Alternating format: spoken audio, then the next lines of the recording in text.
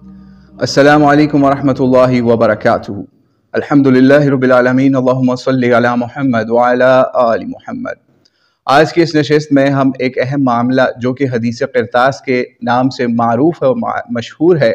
उसके ऊपर बात करेंगे। दरअसल इस पे हमें बात करने की इसलिए ज़रूरत पेश आई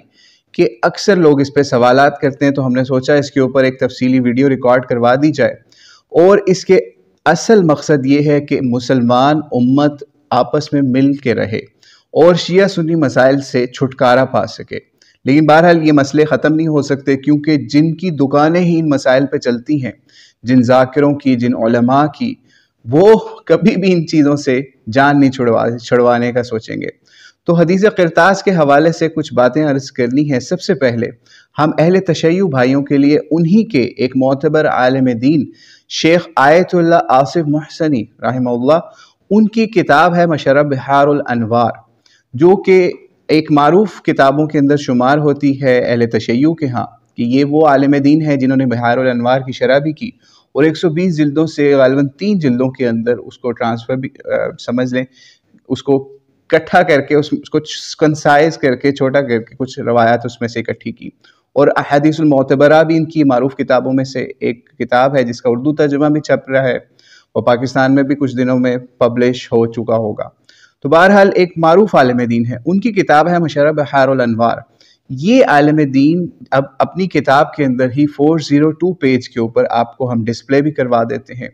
ये हदीस क़िरतास के बारे में लिखते हैं, मिन अजीबुल हाल ला रवाइन शिया, यानी हदीस क़िरतास के बारे में लिखते हैं कि ये हदीस क़िरतास जो है ये शिया किताबों में हमें मिलती ही नहीं है।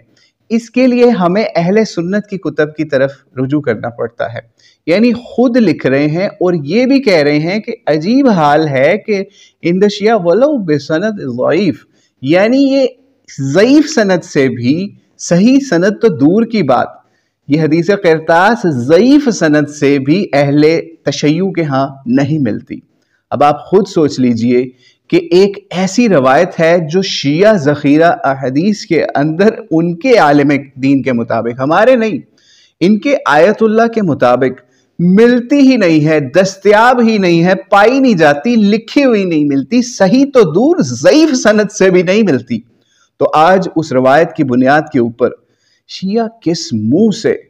किस जहन से, किस अक़ल से अहले सुन्नत की या हज़रत उमर की तकफ़ीर करते हुए आपको नज़र आते हैं। यानी वो उमर जो कि अली से मशवरे लेके अपनी हुकूमत करता रहा। यानी आप खुद सोच लीजिए कि अब हम उनकी तकफ़ीर करेंगे, तो आप खुद सोचिए।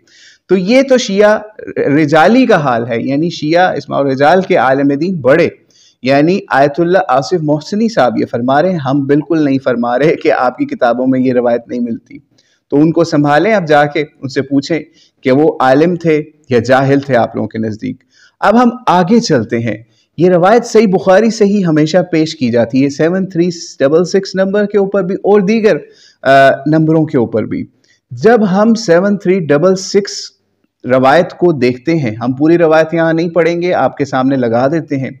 तो इस रवायत के अंदर ही हम वो हाईलाइट भी कर देते हैं कि जिस वक्त हज़रत उमर ने या किसी ने वहाँ पे कहा कि हमें कुरान काफ़ी है,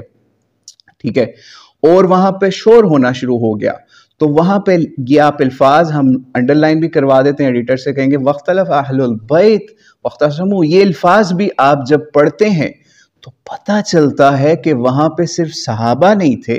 घर वाले भी थे, अहले बैत भी थे, और वहाँ पे आवाज़ें बुलंद हुई और फिर अहले बैत की का भी इस मसले के ऊपर इख्तलाफ आ गया। यानी वहाँ पर सिर्फ ये नहीं हुआ कि सिर्फ हज़रत उमर के कहने के ऊपर ये काम हो गया, बल्कि वहाँ पर एक अजीब मामला पेश आ गया,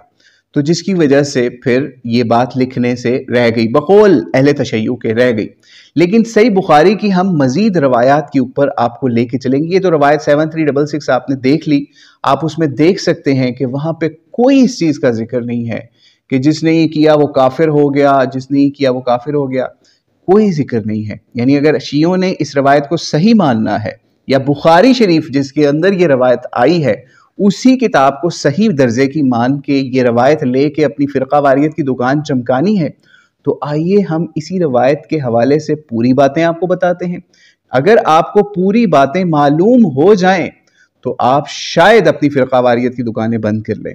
اسی طریقے سے 4431 روایت کو جب ہم پڑھتے ہیں،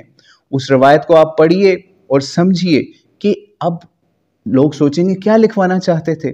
جب 4431 روایت کے اوپر ہم جاتے ہیں اور وہ روایت ہم پوری پڑھتے ہیں، ابن عباس اس کو روایت کو بیان کرتے ہوئے بتا رہے ہوتے ہیں کہ اس دن کیا معاملہ ہوا، شور و غل ہوا اور لکھنے نہ دیا گیا، لیکن پھر صحابہ نے نبی علیہ السلام سے کہا کہ یعنی ریکویسٹ کی نبی علیہ السلام کی آپ ہمیں بتائیں، ہمیں وصیت کریں کہ ہم کیا کریں۔ تو پھر اس روایت کے اندر نبی علیہ السلام نے بتایا کہ تم لوگوں نے 3 ایسے کام کرنے ہیں میرے بعد۔ کیا کام کرنے ہیں؟ پہلا کام جو ہے وہ یہ ہے کہ جو کافر ہیں یا مشرکین ہیں ان کو جزیرہ عرب سے نکال باہر کرنا ہے، اور دوسرا کام یہ ہے کہ جو ایلچی آتے ہیں یا دوسرے علاقوں سے نمائندے آتے ہیں قبائل کی نمائندگی کرتے ہوئے یا دعوت کے حوالے سے آتے ہیں، ان کا اکرام یا خاطر جو ہے ویسے ہی کرنی ہے جیسے میں کرتا تھا یا میرے زمانے میں ہوتی ہے۔ اور تیسری بات راوی کو بھول گئی، تو یہ بات تھی۔ اگر ہم بخاری کو ہی اس کے اوپر فیصلہ کن کتاب مانتے ہیں کہ 4431 سے ہمیں روایت سے پوری روایت سے پتہ چل جاتا ہے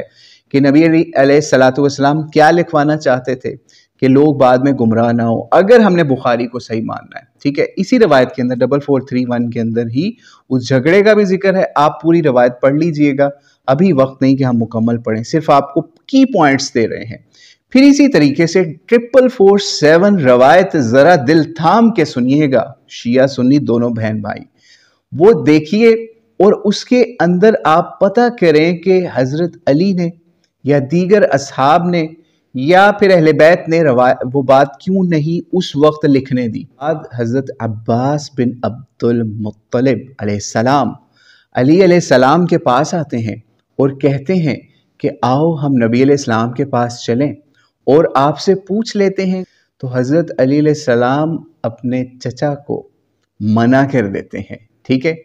منع کر دیتے ہیں اور ان کو یہ بات سمجھاتے ہیں کہ آپ کہتے ہیں، علی نے منع کرتے ہیں اور کہتے ہیں کہ اگر نبی علیہ السلام نے ہمیں انکار کر دیا، یعنی اہل بیت میں سے حضرت علی حضرت عباس کو انکار کر دیا، تو پھر لوگ ہمیں کبھی بھی اس امر کے اندر یا خلافت یا کسی اور معاملے کے اندر کبھی شریک نہیں کریں گے۔ او قال علی علیہ السلام۔ تو آپ خود سوچ لیجئے کہ مولا علی، اہل بیت، حضرت عباس اور مولا علی کی یہ میٹنگ ہو رہی ہے کہ ہم پتہ کر لیتے ہیں کیا لکھوانا چاہتے ہیں، اور مولا علی بھی نہیں یہ بات لکھوانا چاہ رہے۔ تو اب آپ خود سوچئے کہ اہل تشیع نے صرف اور صرف حدیث قرطاس لینی ہے یا مولا علی کا یہ قول و فعل بھی صحیح البخاری سے لینا ہے، 4447 صحیح البخاری سے،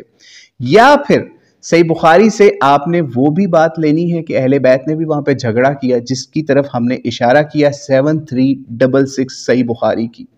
یعنی آپ خود سوچئے کہ نبی علیہ السلام کے سامنے اہل بیت جھگڑا کر رہے ہیں، یعنی صحابہ کی تو ہم مان لیتے ہیں آپ کے کہنے کے اوپر، تو وہاں پہ اہل بیت بھی جھگڑا کر رہے ہیں۔ بہرحال اس کے اوپر تعویلیں بہت ساری ہو سکتی ہیں لوگوں کی طرف سے، لیکن جو ہم نے ورڈ ٹو ورڈ حدیث کے اندر الفاظ آئے ہیں، ہمارا کام تھا وہ آپ کو بیان کر دینا۔ اور آخر کے اندر اگر صحیح بخاری ہی فیصل ہے، یعنی فیصلہ کن کتاب ہے اہل تشیع کے نزدیک، کیونکہ ان کی کتابوں میں تو یہ روایت نہیں ملتی، ان کے ہی آیت اللہ کے مطابق، تو پھر صحیح بخاری سے ہم آپ کو 3242 نمبر روایت بتا دیتے ہیں کہ جس کے اندر نبی علیہ السلام نے حضرت عمر کو کے گھر کو یا ان کے قصر کو یا ان کے محل کو خواب میں دیکھا جو کہ جنت میں تھا۔ تو آپ خود سوچئے کہ نبی علیہ السلام حضرت عمر کو جنتی قرار دے رہے ہیں یا ان کا گھر بھی جنت میں دکھانے کی بشارت دے رہے ہیں، لیکن شیعہ رافضی آج کیا کر رہے ہیں آپ خود سوچ لیجئے۔ اور آخر میں ایک اور بات کر کے ہم ختم کرتے ہیں کہ نبی علیہ السلام نے مشرکین کو جزیرہ عرب سے نکالنے کا کہا یا کفار کو جزیرہ عرب سے نکالنے کی وصیت بھی کی، تو کیا مولا علی علیہ السلام نے، اگر آج کے شیعہ کے مطابق، ہم نہیں ایسا کہتے، آج کے شیعہ کے مطابق حضرت عمر حضرت ابوبکر کافر تھے معاذ اللہ ثم معاذ اللہ، تو پھر ان کو وہاں پہ مسجد نبوی کی امامت و خطابت اور مسلمانوں کے امر خلافت کے اوپر کیوں برقرار رکھا؟ تو آپ خود سوچ لیجئے کہ آج آپ نے گالی باز بننا ہے، تکفیری بننا ہے، یا پھر آپس میں مل کے مسلمانوں کی طرح رہنا ہے۔ اللہ کریم سے دعا ہے اللہ کریم ہمیں پوری روایات کا فہم عطا فرمائے اور ہم یوں اپنی فرقہ واریت کی دکانیں ان چھوٹے چھوٹے مسائل کے اوپر نہ پیش کریں، جبکہ دوسری طرف ہم نہج البلاغہ سے بھی آپ کو دکھا چکے کہ مولا علی کا حضرت عمر سے یا حضرت ان کی خلافت سے یا ان کی شیخین کی خلافتوں سے کیسا تعلق تھا اور وہ ان کے بارے میں کیا کہا کرتے تھے۔ باقی اس کے اوپر بھی کسی وقت مزید انشاءاللہ خطاب کریں گے۔ واللہ اعلم بالصواب۔ السلام علیکم ورحمۃ اللہ وبرکاتہ۔